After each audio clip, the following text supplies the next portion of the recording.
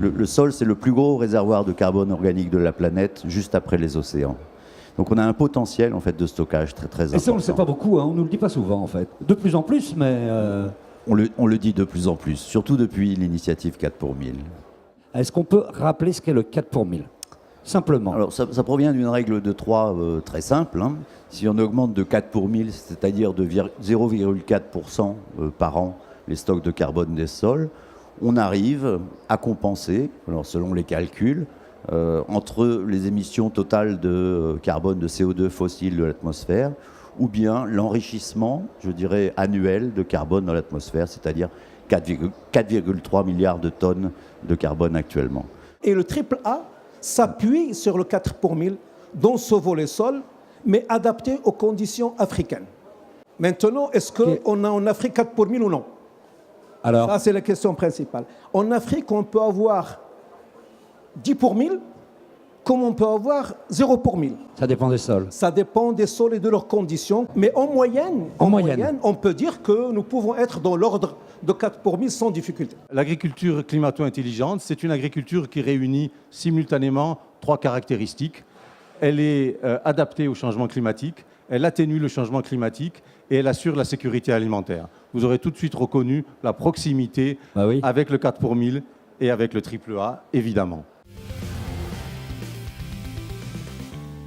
Le sol est vivant.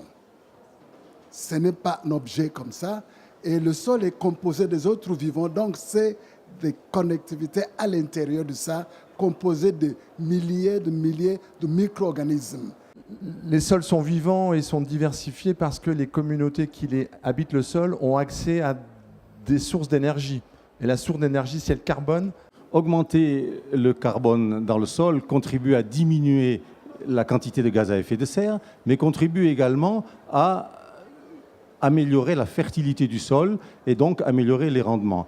Et on améliore la qualité du sol au sens large. Et un sol de bonne qualité, riche en carbone, riche en autres nutriments, avec de bonnes quantités d'eau, c'est un sol, si je peux me permettre, qui rebondit mieux, qui est plus résilient et qui va donc mieux résister aux imprévus climatiques.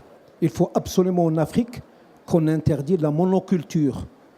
Ça veut dire qu'il faudrait absolument qu'on ait des conditions écologiques et permettre la rotation des cultures d'année en année. C'est ça qui va régénérer le sol. Une grande diversité de cultures et des cultures qui ne tentent pas, des méthodes de culture qui ne tentent pas d'artificialiser le milieu, mais au contraire de jouer avec la variabilité naturelle du milieu et s'y adapter.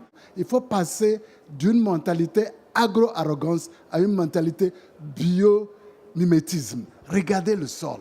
La nature, c'est le plus efficace pour vous qu'on a le temps de le regarder et les accompagner. Si on danse avec la nature va sourire. C'est ça l'agroécologique. Ça n'exclut pas l'utilisation d'engrais à la condition d'être dans une meilleure efficacité et d'en maîtriser les impacts qui pourraient être négatifs par des doses trop massives apportées.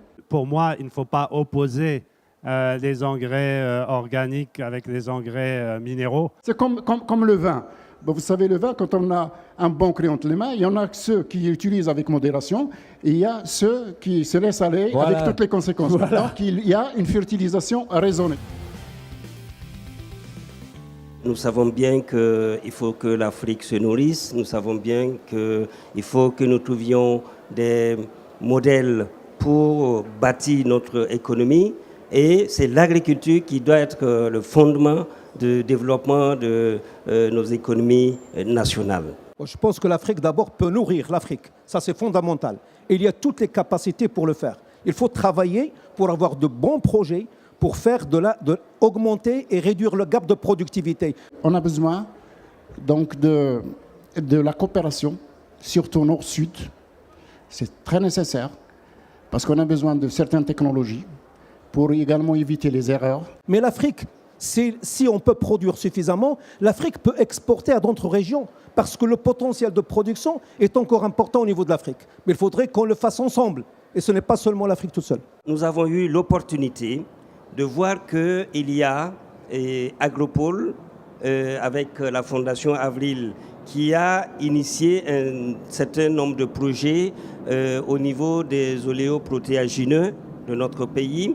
Et nous nous sommes dit, pourquoi ne pas approcher la Fondation pour voir dans quelle mesure on peut adapter l'expérience de Agropole à notre pays.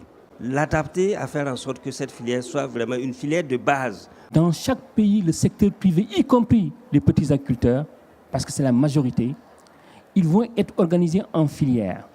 C'est les petits producteurs familiaux qui ont toujours nourri toute la population de notre pays. Et nous avons fait en sorte que ces producteurs puissent avoir un soutien de l'État. Comme il a dit Monsieur le ministre, il ne s'agit pas de cloner un modèle et de le ramener chez nous. On va l'adapter. On va voir comment on peut l'appliquer chez nous. Et c'est l'occasion que je sens vraiment un besoin et un devoir de rendre hommage à la Fondation Avril, qui s'est intégrée dans le 4 pour 1000, qui s'est intégrée maintenant et aujourd'hui donc au AAA. Ils étaient présents tout le temps et nous sommes sensibles. Ils ont répondu d'une manière spontanée et d'une manière à l'appel de l'Afrique. Et ça nous touche.